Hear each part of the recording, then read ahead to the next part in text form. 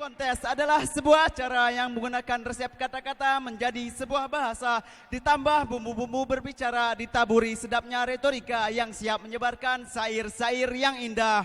Ya, public speaking contest adalah ajang keras santri dalam berbicara menggunakan 3 bahasa yang mengutamakan mental dan keberanian untuk membentuk calon pemimpin yang maju, unggul, yang memegang tauhid, ajaran-ajaran Islam dan sunnah-sunnahnya.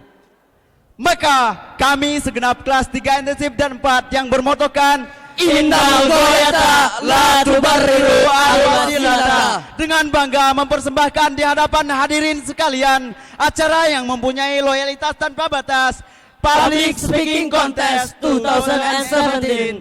Have a nice blessing. Yang berbahagia ini.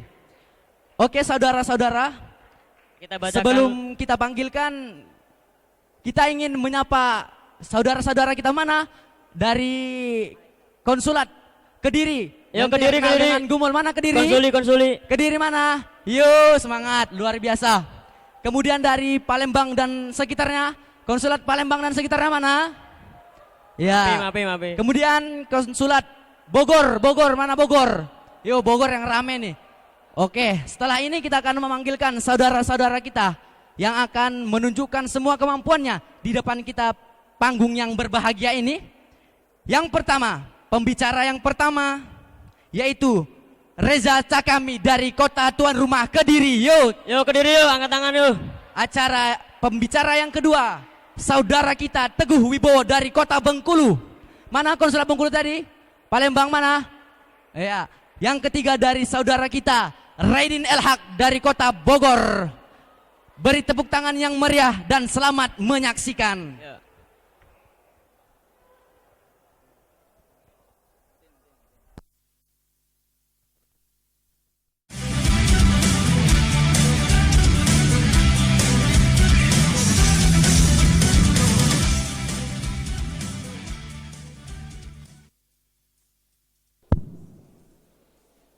Subhanallah walhamdulillah wala ilaha illallah wallahu akbar. Subhanallah wa bihamdi subhanallahil azim. Yang terhormat Bapak Wakil Pengasuh Pondok Modern Darussalam Gontor Kampus 3 Al-Ustadz Haryanto Abdul Jalal. Yang terhormat Bapak Wakil Direktur Kulliyatul Muallimin Al-Islamiyah Al-Ustadz Sunan Autat Sarjana LC. Dan para dewan-dewan juri dan sahabatku yang masih kokoh dalam Pondok Modern Darussalam Gontor dan tahan banting dalam pendidikan, yang seperti kakak kelas kita, survival generation. Belah pinang dibelah dua, belah pinang di bawah pohon cempaka. Sebesar apapun rintangannya, siar dakwah tugas utama.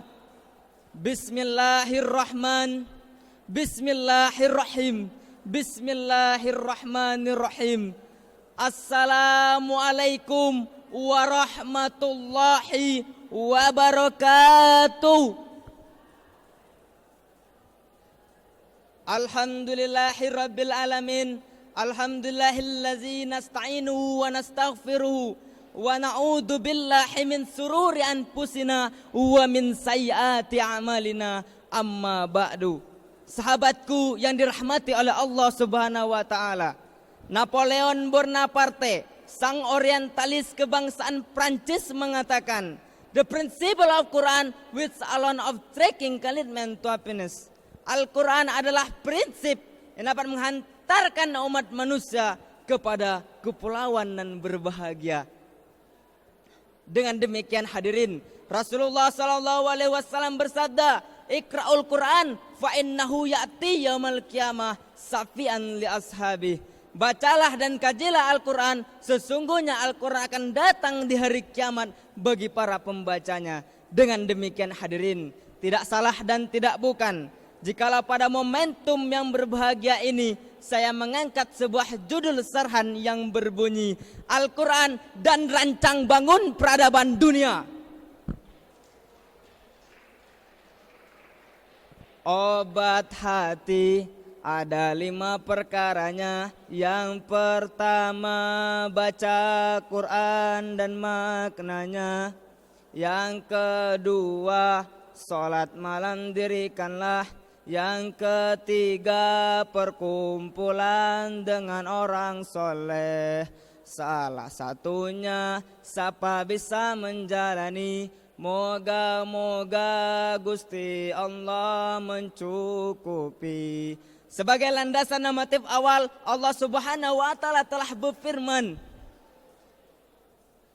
A'udzu billahi minas syaitonir rajim. Bismillahirrahmanirrahim. Ya ayuhan nas qad ja'atkum min rabbikum sifaa'un lima fis sudur wa hudaw wa rahmah lil mu'minin. Wahai manusia, telah datang kepadamu Al-Quran sebagai petunjuk dan rahmat bagi insan-insan yang beriman. Dari ayat ini ditinjau dari sisi ilmu balaghah menjadi 4 fungsi. Yang pertama, mau'izatun min rabbikum ay mau'izatun min khaliqikum. Al-Quran adalah sebagai ilmu pengetahuan. Sebagai bukti, bukankah Al-Quran sebagai bukti, patah saja kalau Abu Farid dan Muhammad Ijad dalam kitabnya Alis Nafsaka bil Quran mengatakan seluruh cabang ilmu pengetahuan bersumber di dalam Al-Quran. Sebagai bukti, bukankah Al-Quran diturunkan oleh Allah di muka bumi dalam berbahasa Arab betul yang kita kenal dengan ilmu balaghah. Kemudian, bukankah Al-Quran menerangkan proses penciptaan manusia sampai mereka meninggal dunia yang kita kenal dengan ilmu biologi. Bukankah Al-Quran menerangkan kepada kita untuk tolong menolong sama muslim, wa ta'awanu 'alal birri wa taqwa wa la ta'awanu 'alal ismi wal 'udwan, yang kita kenal dengan ilmu sosiologi. Masih banyak seluruh cabang ilmu pengetahuan bersumber di dalam Al-Quran. Sahabatku yang dirahmati oleh Allah Subhanahu wa taala. Yang kedua, yaspi ma fiha minaz sirki sarki minal jahli. Al-Quran adalah obat penyakit di dalam dada dari penyakit syirik, takabur dan bodoh. Pantas saja kalau Abu Farida Muhammad Ijad dalam kitabnya Jawahir Al-Quran mengatakan, Al-Quran adalah obat yang paling sempurna daripada daripada obat yang lainnya. Yang sebagai bukti, bukankah Al-Quran sebagai bukti adalah penyakit asma, jantung, tumor memang dapat merusak tubuh manusia. Akan tetapi penyakit iri hati, dengki, frustasi, aus kursi dan menghalalkan berbagai cara untuk meningkatkan jabatan dan popularitas diri jauh lebih berbahaya dan dapat merusak tatanan hidup dan bangsa. Yang ketiga, hidayatan minad dolal. Al-Quran adalah petunjuk bagi kesesatan. Sebagai bukti, kalaulah seorang pejabat telah menanamkan dalam dirinya Al-Quran, maka dia tidak akan korupsi walaupun rakyatnya tidak mengetahui. Kalau seorang pedagang, maka dia tidak akan mengurangi timbangan walaupun pembeli tidak mengerti. Seorang suami, maka dia tidak akan selingkuh walaupun istri tidak menemani. Seorang pemuda-pemudi, maka dia tidak akan berbuat kemaksiatan walaupun ada kesempatan. Yang keempat, rahmah lil mu'minin ay rahmatan li ahlil iman. Al-Quran adalah rahmat bagi insan-insan yang beriman. Sahabatku yang dirahmati oleh Allah Subhanahu wa taala, merupakan kewajiban saya, Anda dan kita semua, bahkan seluruh bangsa Indonesia, untuk menjadikan Al-Quran pedoman kita dalam kehidupan sehari-hari. Dengan demikian hadirin, mungkin saja ini saja yang dapat saya sampaikan. Lebih kurangnya saya mohon ampun. Buah cempedak di atas pagar, kalau masak tolong julukan. Saya anak-anak baru belajar, kalau salah tolong tunjukkan. Innal goyata la tubarriru al-wasilata. Wassalamualaikum warahmatullahi wabarakatuh.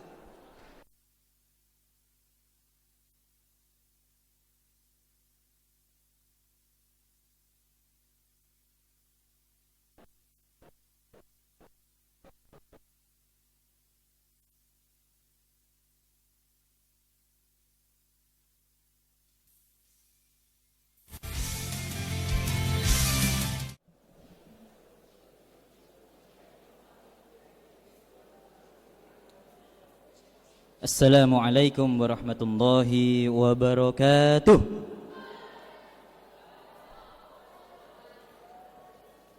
Aina aswatukum ya akhi? Assalamualaikum warahmatullahi wabarakatuh.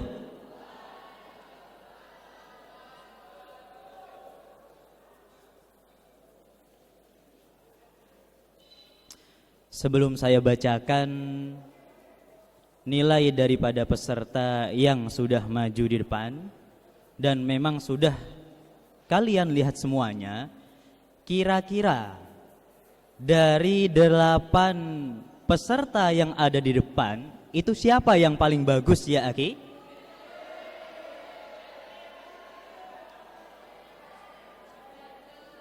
Ferdiansyah. Aina Ferdiansyah ya akhi? Ferdiansyah. Pendukung Ferdiansyah coba angkat tangannya. Ghairu maujud. Teguh Wibowo. Mana suara pendukung Teguh Wibowo? Ghairu maujud kadzalika. Oke. Untuk mempersingkat waktu akan kami bacakan di sini perolehan nilai daripada para peserta pada lomba pidato bahasa Arab periode 1438 Hijriah. Berikan tepuk tangan sekali lagi buat peserta yang ada di depan.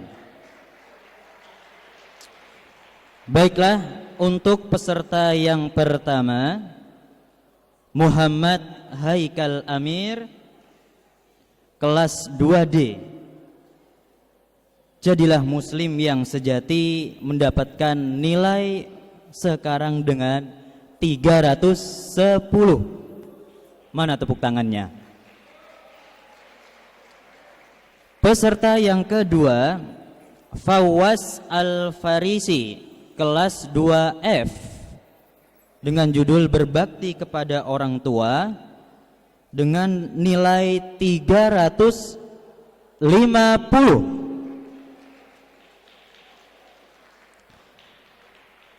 Peserta ketiga Muhammad Al-Furqan, kelas 4E, pentingnya belajar dan menuntut ilmu, mendapatkan nilai 370. Reza Cakami, ini Cakami apa Hakami akhi? Cakami. Oh, Cakami ya, Reza Cakami, kelas 3E, keutamaan menuntut ilmu, dengan nilai 360. Teguh Wibowo, 3 intensif B, Al-Quran merancang peradaban dunia, dengan nilai 380.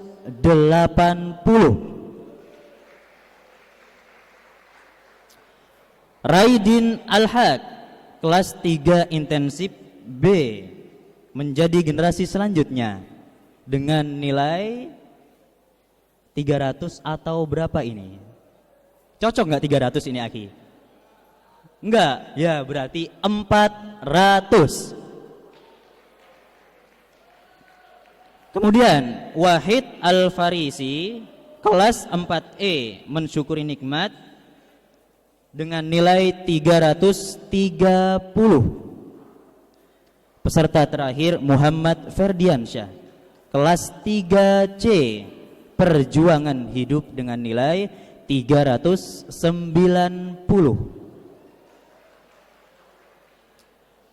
Dari nilai yang sudah kami sebutkan, dengan ijtihad yang sudah insya Allah disetujui oleh para juri, kita memutuskan juara ketiga diraih oleh saudara anak kita Teguh Wibowo dengan nilai 380. Sofiku alaihi. Untuk juara yang kedua diraih oleh Ananda Muhammad Ferdiansyah, kelas 3C, dengan nilai 390.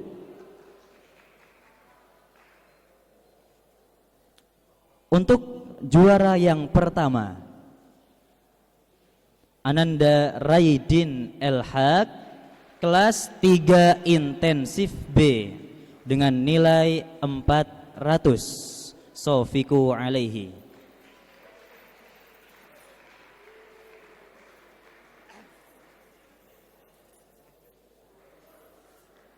Baiklah, inilah nilai yang sekarang alhamdulillah diraih oleh teman-teman kita yang sudah mengeluarkan segenap kemampuannya secara prima dan secara sepenuhnya. Mungkin ini yang saja yang bisa saya sampaikan, kurang lebihnya kami mohon maaf. Syukran. Assalamualaikum warahmatullahi wabarakatuh. Untuk pembagian hadiahnya kita berikan kepada, kita mohon Al-Ustadz Imam Kalimi SAG untuk memberikan apresiasi kepada anak-anak kita. Tafadhol Ustadz.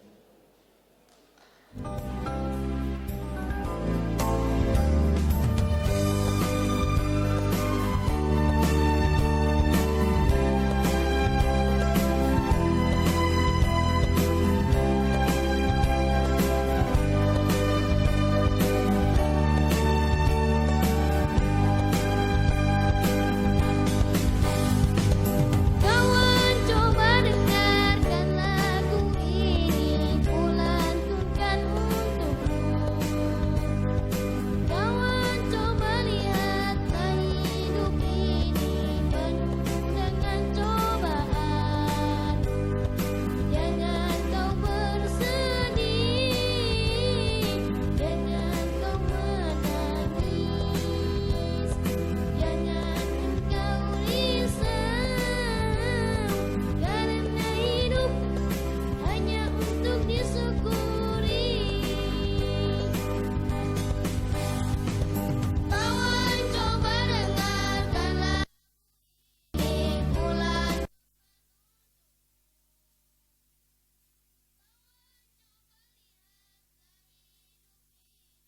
penuh dengan cobaan. Jangan bersedih, jangan kau menangis, jangan engkau risau, karena hidup hanya untuk disyukuri. Allah ajari kami untuk bersama.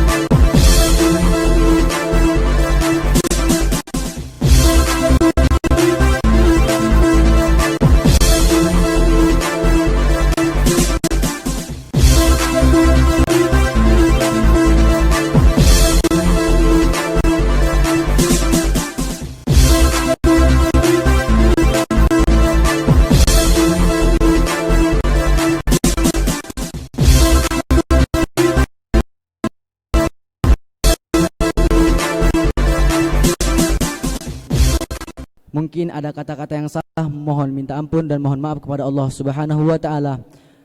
Marilah kita tutup acara kita pada malam berbahagia ini dengan membaca doa kafaratul majelis.